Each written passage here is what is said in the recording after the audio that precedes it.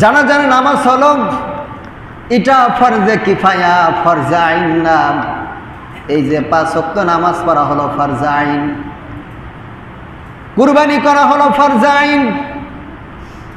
যদি আপনি ধনী ব্যক্তি হন, হজ করা আপনার জন্য ফরজে আইন। যদি আপনি ধনী ব্যক্তি হন, যাকাত প্রদান করা আপনার জন্য ফরজে আইন।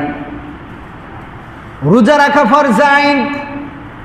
এই 5টা বিষয়, 4টা বিষয় হলো ফরজে আইন, আপনাকে রাখতেই হবে। যদি মুসলিম বলে নিজেকে ঘোষণা করেন, যদি ইমানদার বলে নিজেকে দাবি করেন, এই ফরজে আইন আপনাকে মানতে হবে, এটা আল্লাহর ঘোষণা।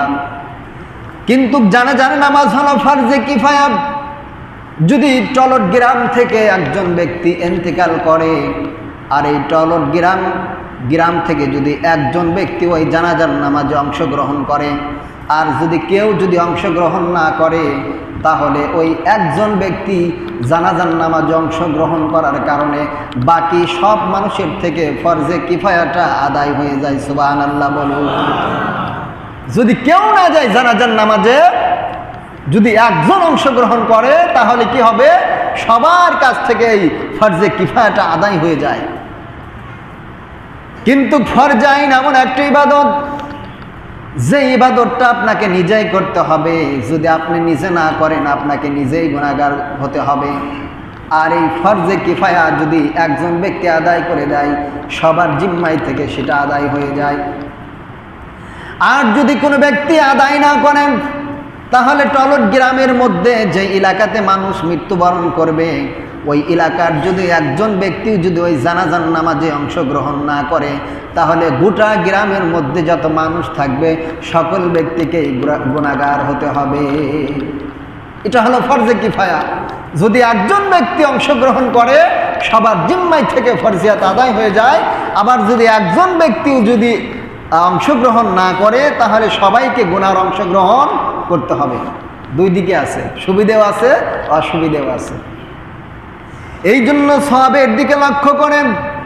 যখন আপনার কানের মধ্যে এলান পৌঁছে যাবে অমুক ব্যক্তি ইন্তেকাল করেছেন, সওয়াবের দিকে লক্ষ্য করে জানাজার নামাজে অংশগ্রহণ করা এটা নৈতিক দায়িত্ব, মুসলমানদের হকের মধ্যে রয়েছে। যখন কোনো ব্যক্তি ইন্তেকাল করবে, ওই ব্যক্তির ইন্তেকালের খবর শোনা মাত্রই ওই ব্যক্তির জানাজার নামাজে অংশগ্রহণ করা। সুবহানাল্লাহ বলুন। এটা মুসলমানদের নৈতিক দায়িত্ব। যখন আপনি শুনছেন অমুক ব্যক্তি ইন্তেকাল করেছেন, তাই তার সাথে আপনার শত্রুতা আছে। মানুষ যখন মৃত্যুবরণ করে, তার মতো অসহায় আর কেউ হতে পারে না। চিন্তা করে দেখেন, মসজিদ থেকে পালকিখানা নিয়ে যাওয়া হয়, তাকে নতুন পানি দিয়ে গোসল করানো হয়, সাবান দিয়ে গোসল করানো হয়, আগরবাতি, সুরমা, আতরদানি তার গায়ের মধ্যে লাগানো হয়। এত মানুষ তাকে দেখতে আসে, শত্রু অশত্রু পৃথিবীর সমস্ত মানুষ যদি তাকে দেখতে আসে, একটা মানুষের কাছেও বলার মতো ক্ষমতা সে ব্যক্তি কিন্তু রাখে না। কত বড় অসহায়, চিন্তা করে দেখেন। এই জন্য মৃত্যু ব্যক্তি যদি আপনার সাথে যদি তার গরমিল থাকে, এই জন্য মৃত্যুর খবর শোনা মাত্রই ওই ব্যক্তিকে সঙ্গে সঙ্গে মাফ করে দেওয়া।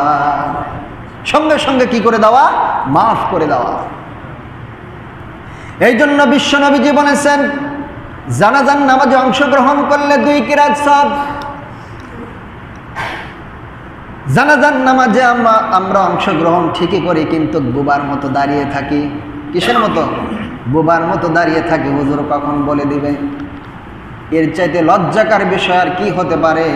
50 বছর 40 বছর সময় অতিক্রম করলাম, হাজার হাজার মানুষের জানাজায় অংশগ্রহণ করলাম, কিন্তু জানাজার নামাজে গিয়ে কি পড়তে হয় এটা আজ পর্যন্ত শিক্ষা গ্রহণ করতে পারলাম না।